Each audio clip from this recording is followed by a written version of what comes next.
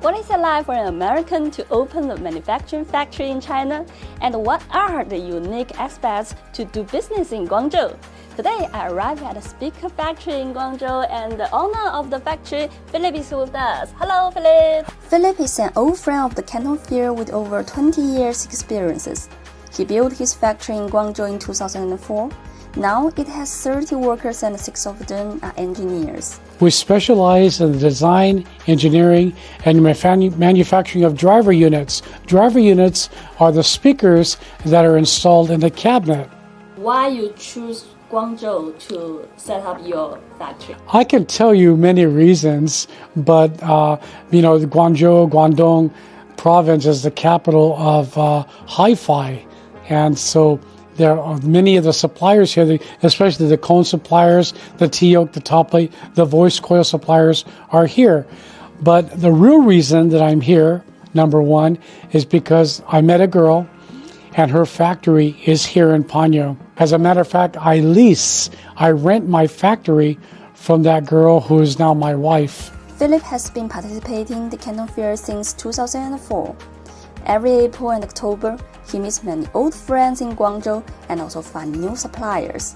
In his opinion, doing business in Guangdong is both reliable and convenient.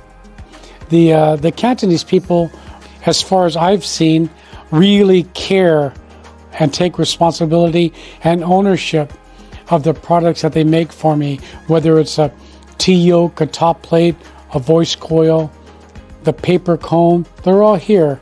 And the cabinet factories, and they take responsibility. All of my suppliers are within an hour and a half driving. I drive to each supplier and physically see them during pre-production, mass production.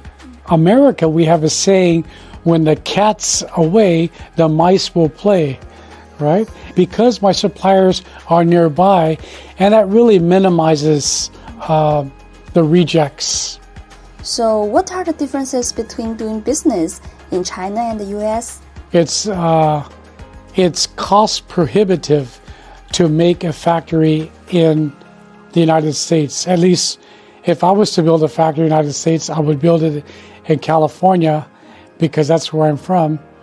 But since I can't build a factory in California because it's just incredibly expensive, it doesn't make sense. A typical line worker in China gets paid around, in my factory gets paid about 16 to 20 RMB per hour compared to a typical line worker in the United States doing the same job and probably not as careful for $16 to $20 an hour just for the labor only, not to mention the parts and everything to get. Do you have any plans to expand your business this year? Not a lot, but we do have plans to expand. We've already begun by making a special R&D center in the back of our factory. We're looking at under $250,000. Unknown, or the biggest known secret difference between a Chinese engineer and a Western engineer in the loudspeaker industry is that most of the Chinese engineers have a library of suppliers at their fingertips. So the supplier base can move very quickly to machine a sample or generate a sample. And oftentimes I can get a sample machined out within days, within 72 hours. A complete and high-quality supply chain, as well as lower labor costs, are the key to Philip's business success in Guangdong.